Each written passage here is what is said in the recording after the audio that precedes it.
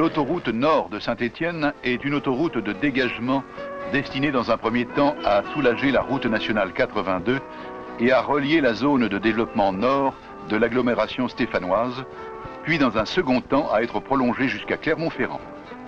Le tracé de cette nouvelle section d'autoroute a son origine à l'échangeur de Ratarieux au sud, qui se trouve à gauche sur le schéma. Sa longueur est de 8 km.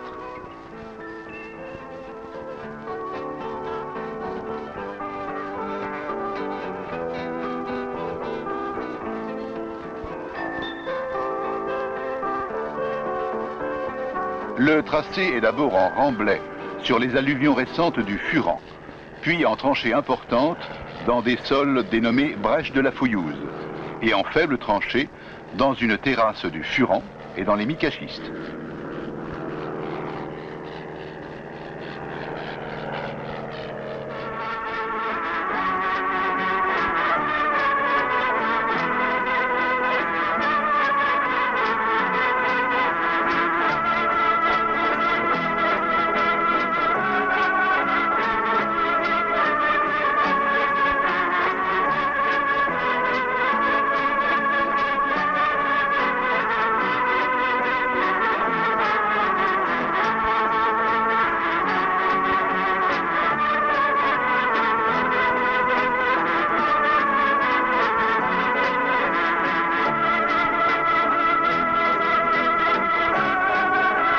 Il s'élève ensuite sur la rive droite du Furan pour franchir en tranchée le col des Perrotins dans les micachistes.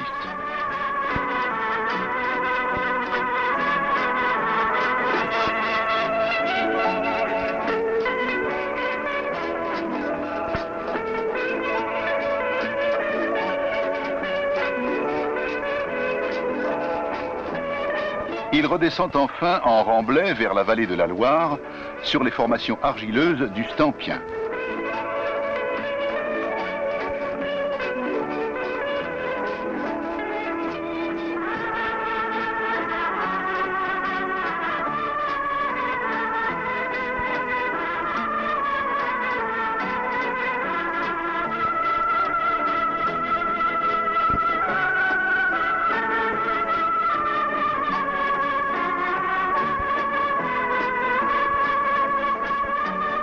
Son extrémité nord est à Andrézieux-Boutéon. La section, mise en chantier, s'achève par le semi-échangeur de la Gouillonnière.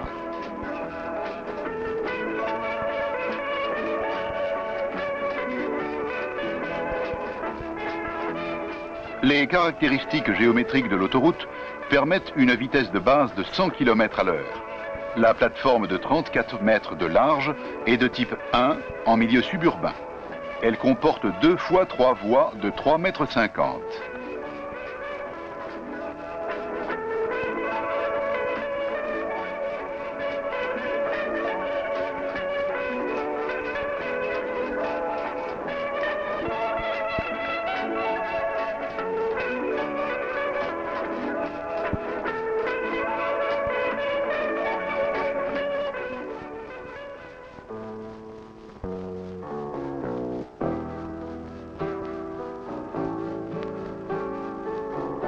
Le chantier de terrassement et de couche de forme, commencé en mars 1973, s'est terminé en septembre 1974. Un parc à matériel très important a été réuni pour l'exécution de ce chantier. Décapeuses, tombereaux, bouteurs, défonceuses, chargeuses, pelles mécaniques, arroseuses. En premier lieu, nous rencontrons les déblais meubles constitués par des graves argileuses avec du sable, des sables argileux avec des graviers et des micachistes très altérés. Ces matériaux sont extraits soit par couche à l'aide de décapeuses, soit frontalement à l'aide de pelles puissantes avec chargement sur camion. Ils représentent plus du tiers du volume total des déblais, dont une faible partie seulement sera mise en dépôt définitif. Les analyses géotechniques les ont définis comme des sables argileux avec des graviers. Les éléments fins, qui constituent 35% de ces matériaux, sont plastiques. La teneur en eau à l'extraction est admissible pour le réemploi de ces sols. Des nuages de poussière sont formés en période sèche par la circulation des engins sur ces micaschistes très altérés et friables, de couleur brune et formés de minces lits de quartz alternant avec des lits de mica. En période pluvieuse, ces matériaux très sensibles à l'eau provoquent l'arrêt du chantier. Les sols meubles constituent en général les couches inférieures des remblais. Ils sont mis en œuvre par couches, puis compactés à l'aide d'un rouleau à pied dameur et d'un rouleau vibrant. Le poids spécifique apparent sec, mesuré à l'aide du gamma densimètre DR30, est de 1,92 tonne par mètre cube pour une densité Proctor normale de 1,97.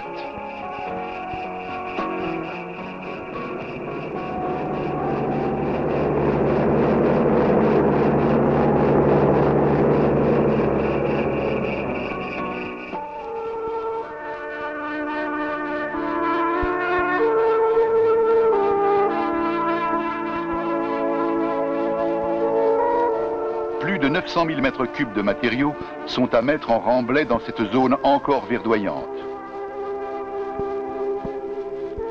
Ce sont des matériaux compacts, des micaschistes altérés et des micaschistes sains, et les matériaux de la brèche de la Fouillouse.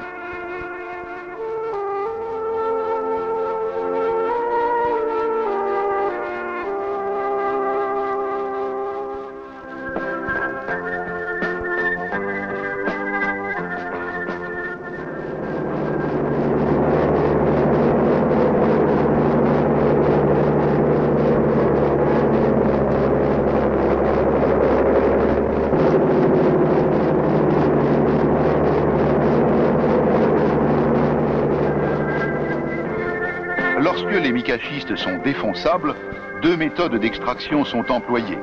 La première méthode consiste, après les opérations de défonçage, à stocker les matériaux, puis à les charger dans les camions et les tombereaux. Pour la deuxième méthode, après le défonçage, les matériaux sont chargés par les décapeuses.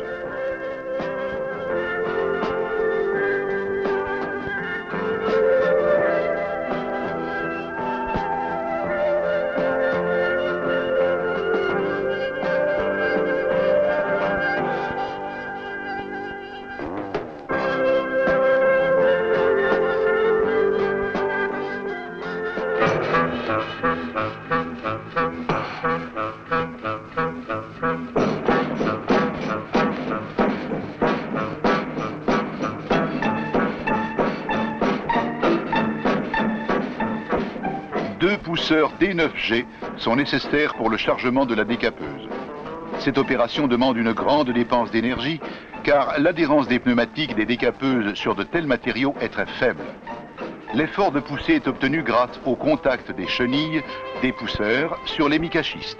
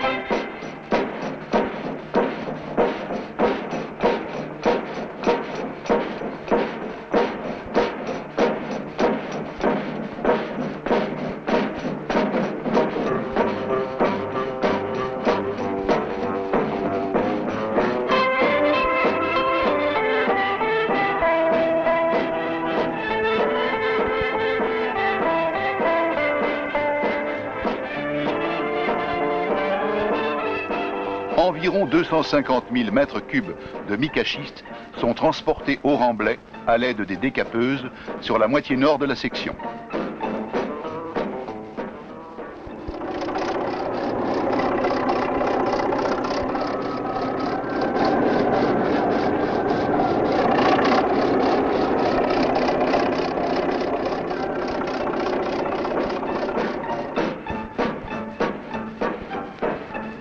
Les micaschistes défonçables présentent un fuseau granulométrique de graves argileuses avec beaucoup de sable. Les éléments fins, qui constituent 16% de ces matériaux, sont plastiques. La teneur en eau est faible et permet un réemploi facile par beau temps.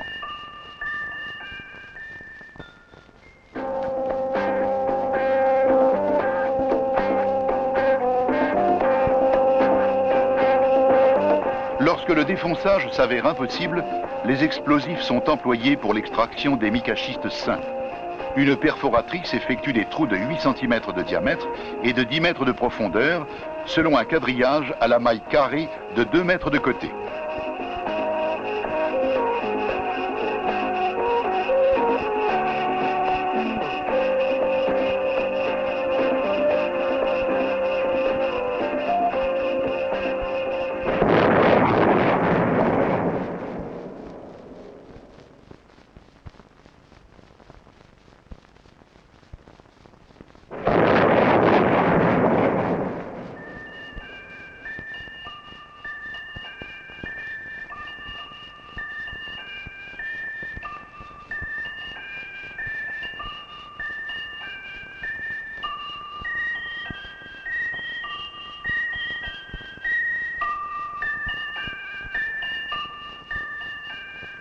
« 150 000 mètres cubes de micaschiste ont ainsi été extraits à l'explosif.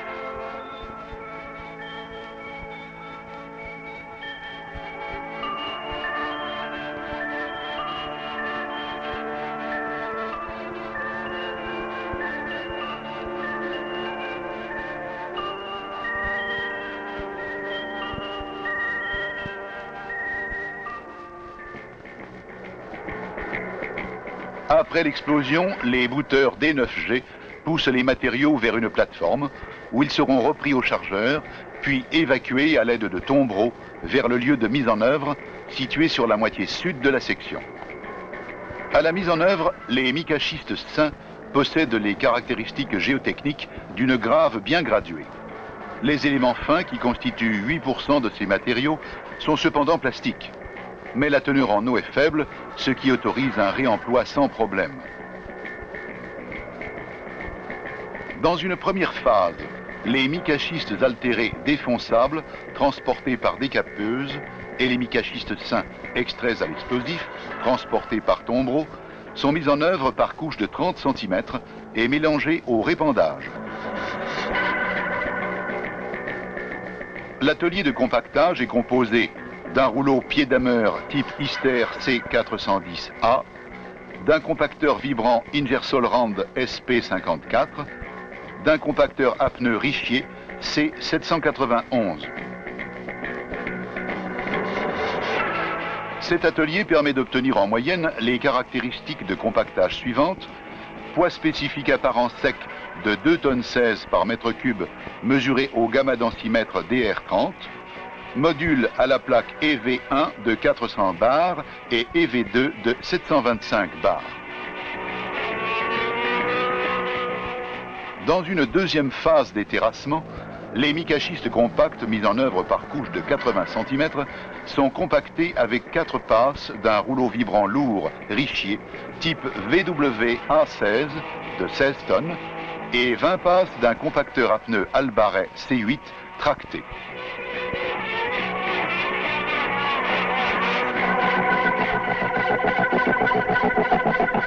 Les résultats suivants sont obtenus en moyenne: poids spécifique apparent sec de 2,22 tonnes par mètre cube, module EV1 de 470 bars, module EV2 de 720 bars.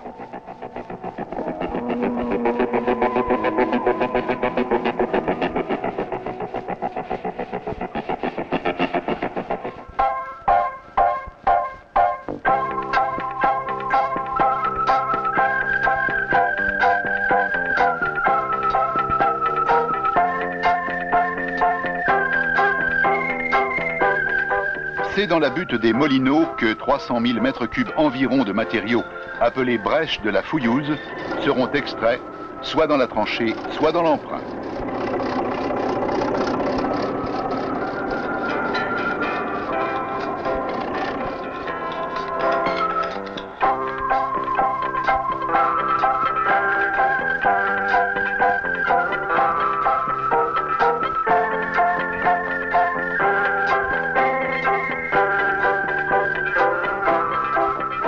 D'abord, 30 000 mètres cubes de matériaux meubles sont terrassés par extraction frontale avec chargement sur camions et tombereaux.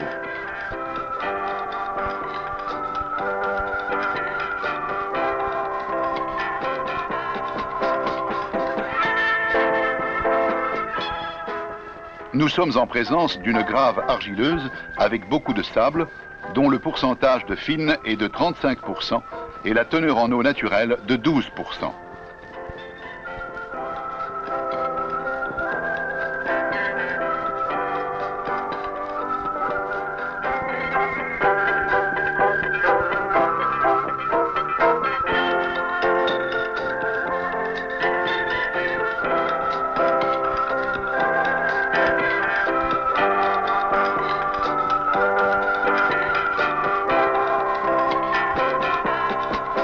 Ces matériaux constituent les premières couches du remblai côté nord de l'ouvrage SNCF et une partie de la rampe d'accès à cet ouvrage.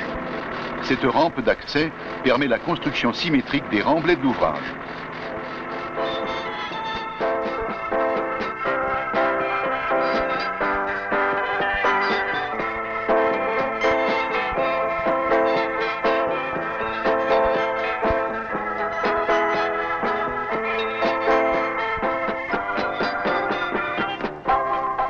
Mise en œuvre dans de bonnes conditions atmosphériques et compactée au rouleau vibrant, ces sols possèdent une teneur en eau de compactage proche de la teneur en eau admissible de 11%.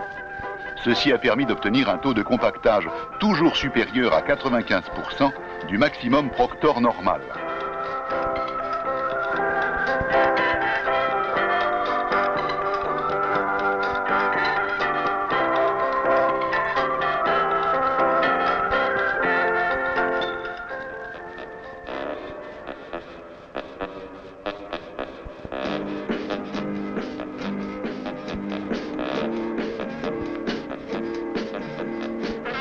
Mais, dans leur grande majorité, les matériaux de la brèche de la Fouillouse sont extraits soit par défonçage, soit à l'explosif.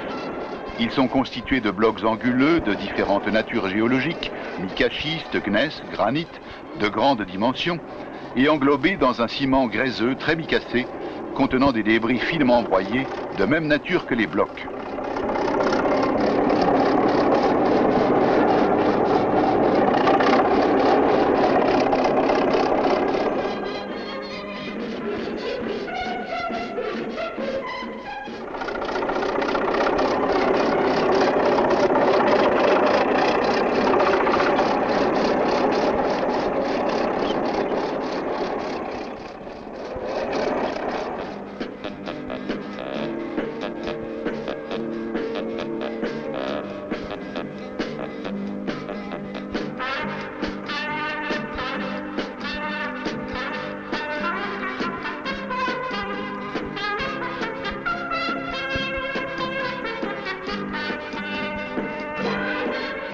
De granularité 0,200 après extraction et compactage, il présente les caractéristiques géotechniques moyennes d'une grave argileuse peu plastique qui comporte 10% de fine et dont la teneur en eau est modérée.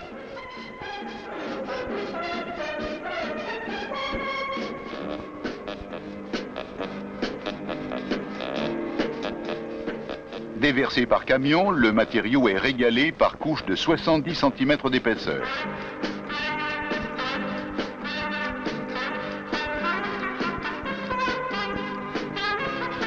Les matériaux de la brèche de la Fouillouse, moins sensibles à l'eau que les mica-schistes altérés, sont parfois mis en remblai avec des conditions atmosphériques médiocres.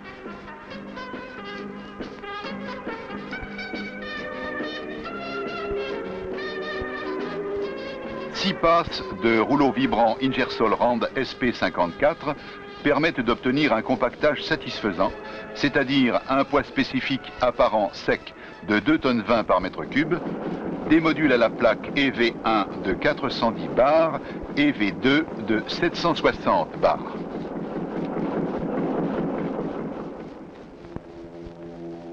La stabilité des talus de déblai a été généralement assurée avec des pentes d'inclinaison variées selon chaque ouvrage. Le glissement des pérotins est d'importance très moyenne. Sa forme caractérise bien les déformations très fréquentes des sols meubles saturés, surmontant un substratum rigide incliné lorsque ce dernier est entaillé par les terrassements.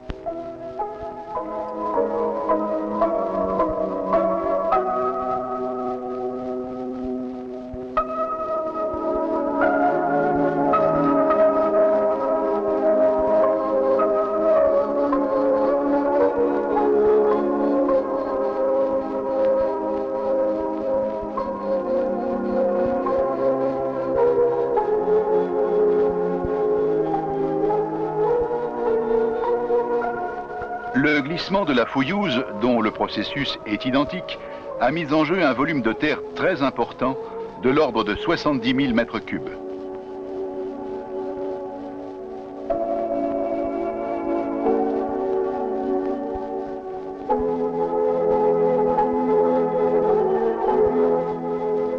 L'origine des désordres résulte ici du déséquilibre mécanique créé dans le versant naturel par les terrassements du déblai.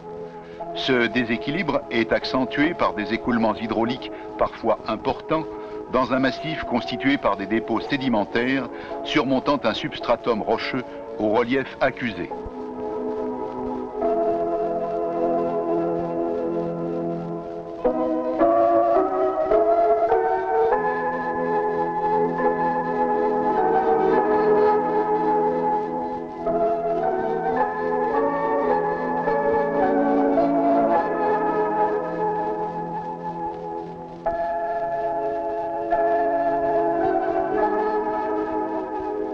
Dans un tel cas, le déchargement de la pente instable par terrassement d'une partie des matériaux n'a pas constitué une amélioration de la stabilité générale du site, ce que confirment d'ailleurs les résultats des analyses de stabilité faites en laboratoire à partir de schémas de rupture planes ou circulaires.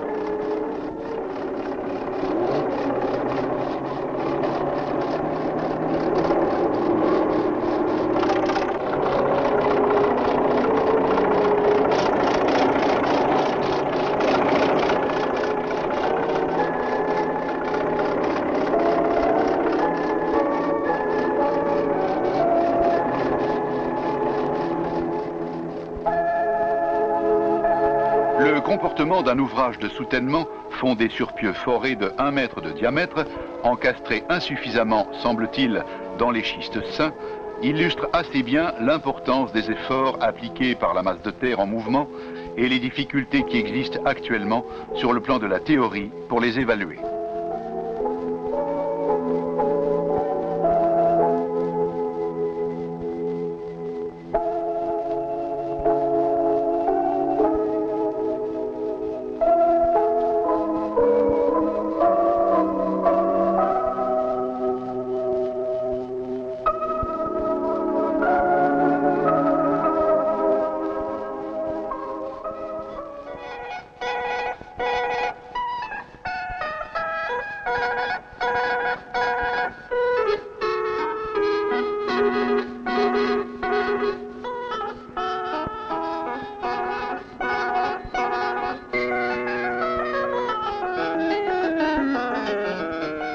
La stabilité d'un remblai sur sol mou peut exiger sa construction en plusieurs étapes, séparées par des délais d'attente plus ou moins longs, mais nécessaires pour que les sols de fondation puissent supporter sans rupture de nouvelles charges.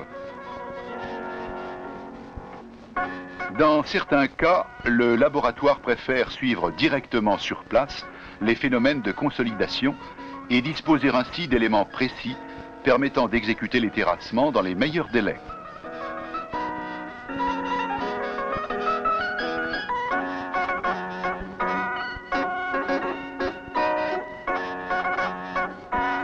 Le tassomètre est utilisé pour mesurer en un point les déformations verticales des sols de fondation. Il se compose d'une cellule à demi remplie d'eau, reliée par 2 tubulures à l'appareil de mesure portatif qui sera disposé par la suite à l'extérieur du remblai sur une borne fixe. Toutes les cellules et leurs tubulures sont mises en place avant la construction des remblais et protégées des engins de terrassement.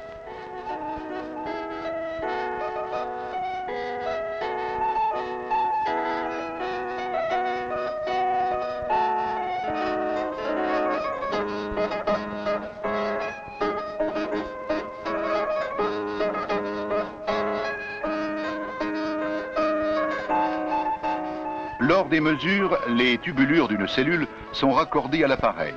L'application d'une pression constante de gaz dans la cellule provoque le refoulement de l'eau qu'elle contient jusqu'à une position d'équilibre repérée sur la réglette de l'appareil.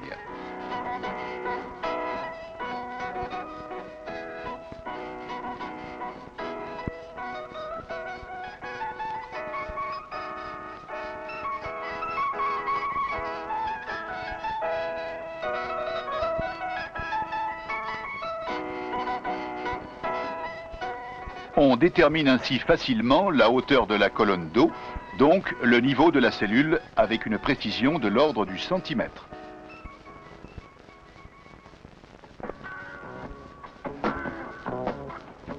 Le passage supérieur numéro 6 permet au périphérique ouest de Saint-Étienne de franchir l'autoroute. Les ouvrages d'art de ce type, au nombre de 4, sont constitués d'un tablier en dalle continue, en béton précontraint à 2 ou 4 travées d'inertie constante. Ils ont été particulièrement étudiés sous l'angle esthétique. Le passage supérieur 5 bis permet au chemin rural de la Jacques de franchir également l'autoroute. À l'exception de la culée côté Le Furan et de la pile centrale du passage supérieur 5 fondée sur pieux, les appuis des autres passages supérieurs sont fondés sur semelles.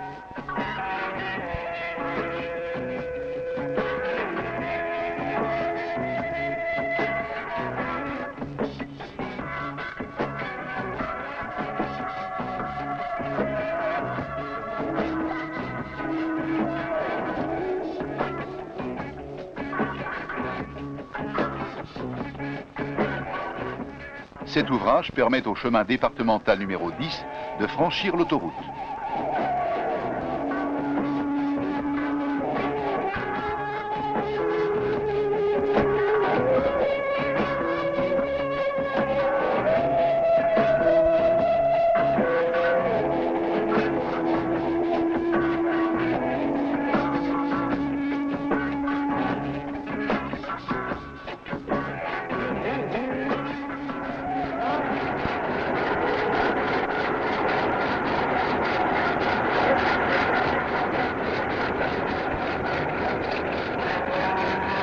Les piles du passage supérieur numéro 3 sont bétonnées avec des moyens traditionnels. Le béton provient d'une usine de béton prête à l'emploi.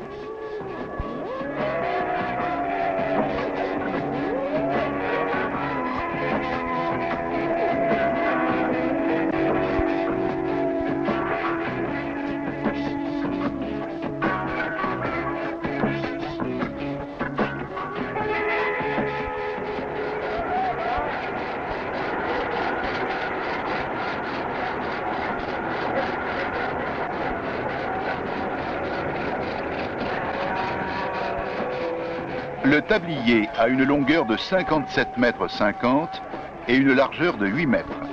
Son ferraillage a nécessité la mise en place de 14 tonnes d'acier à haute adhérence. La précontrainte est obtenue à partir de 33 câbles de 12 filles 8 mm. Le bétonnage est effectué à l'aide d'une pompe à béton.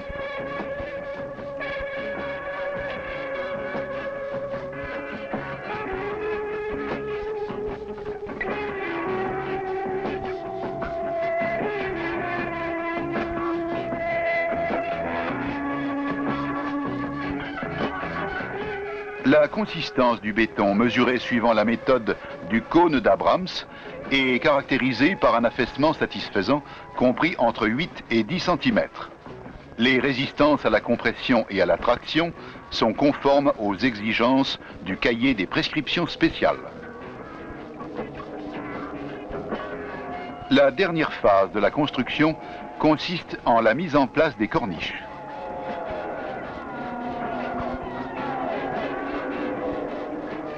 Cet ouvrage terminé permet au chemin du Bas-Relais de franchir l'autoroute au déblai des Perrottins. Il se raccorde à la RN 82.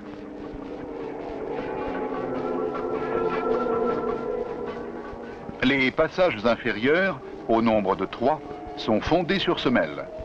Le passage inférieur numéro 2, constitué d'une dalle continue en béton armé, franchit la voie de la zone industrielle de Saint-Étienne-Boutéon avec une seule travée.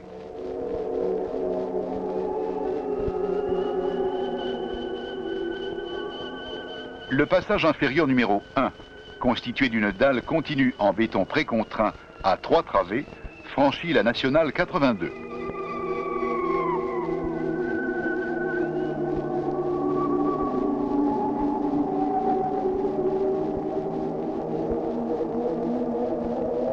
Le passage SNCF B est constitué d'un tablier en dalle continue en béton armé.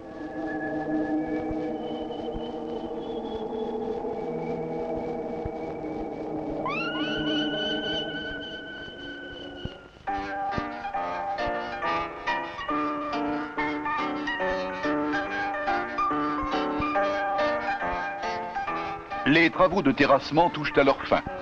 La dernière couche de matériaux grenus est mise en œuvre pour recevoir la couche de forme.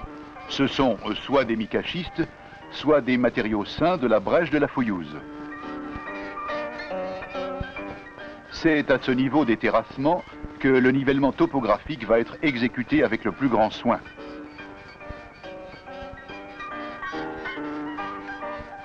Les résultats des essais à la plaque définissent 4 zones de portance différentes sur lesquelles l'épaisseur de couche de forme sera modulée de 20 à 40 cm.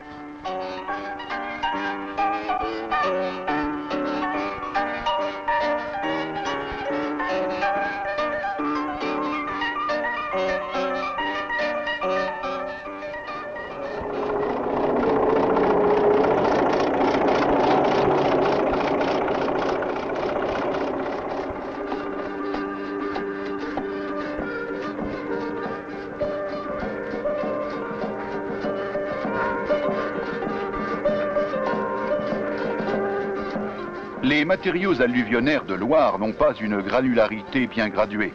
L'on note généralement une bosse de gros sable et une insuffisance de fine. La propreté est irrégulière, l'équivalent de sable variant de 25 à 70.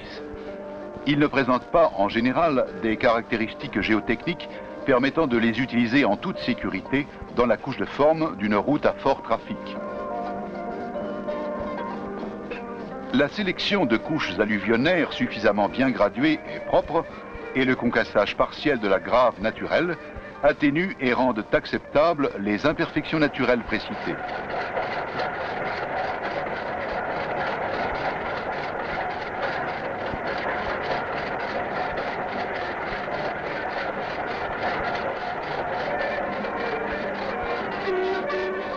« 270 000 tonnes de graves naturelles sont élaborées à partir d'une station de concassage composée d'un concasseur à mâchoire qui traite la fraction des éléments roulés supérieure à 80 mm.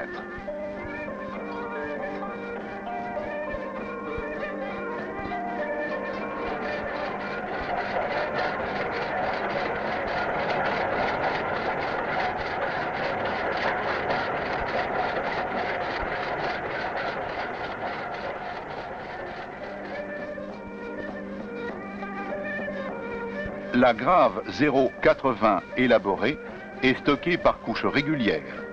À la reprise au chargeur, un mélange intime est réalisé.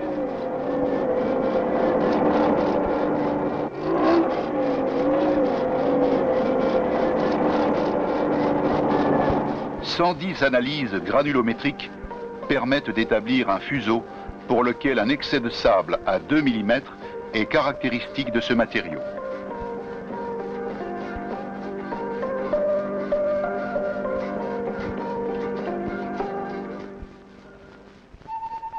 La mise en œuvre est effectuée à la niveleuse par couche de 20 cm d'épaisseur, compactée au moyen de 8 passes de rouleau vibrant et de 20 passes de rouleau à pneus.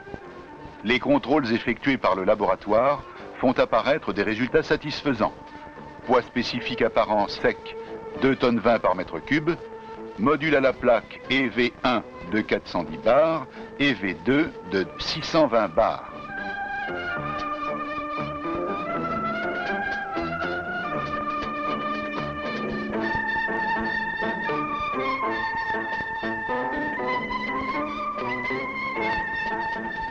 Différentes techniques sont employées pour le revêtement des talus.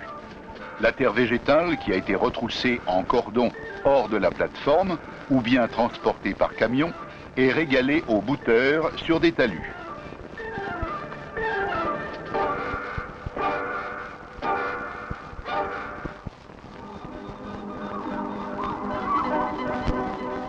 Une autre technique, la méthode hydrosat, est particulièrement originale.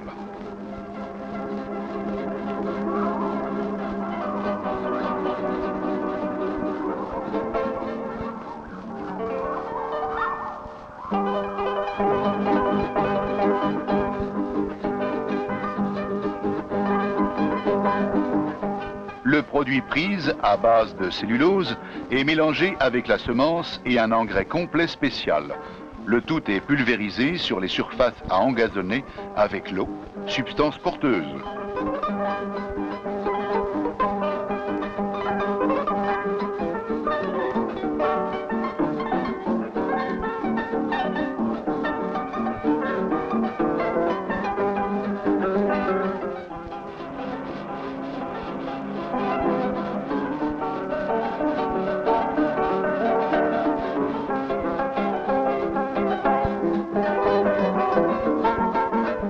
La cellulose a pour mission de coller les semences et l'engrais au terrain jusqu'au début de la germination. Par sa capacité de rétention, elle assure le ravitaillement en eau pour les jeunes plantes.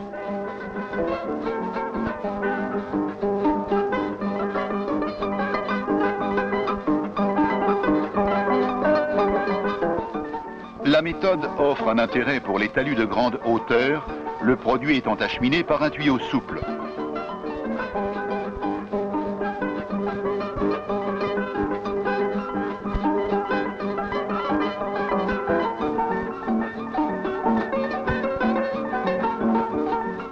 Le semis à courte distance est appliqué par une lance à partir du camion. « 120 000 mètres carrés de talus sont ainsi traités.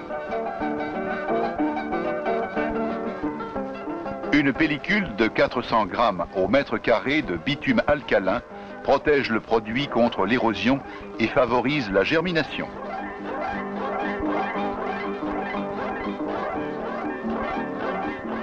Bientôt, ce talus aride va se couvrir d'un tapis verdoyant. Ainsi sera joint l'utile à l'agréable.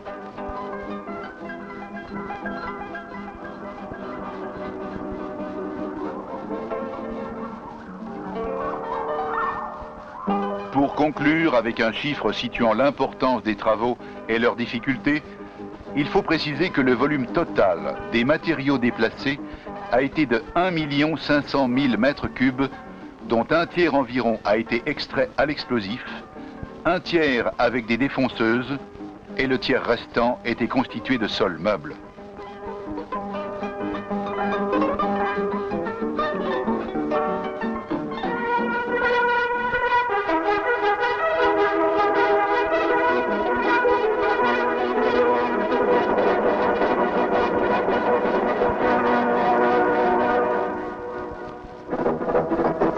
Avec la mise en œuvre de la couche de forme, la réalisation des ouvrages d'art et l'exécution des talus et des drainages, s'achèvent les travaux de terrassement de la première section de l'autoroute nord de Saint-Étienne.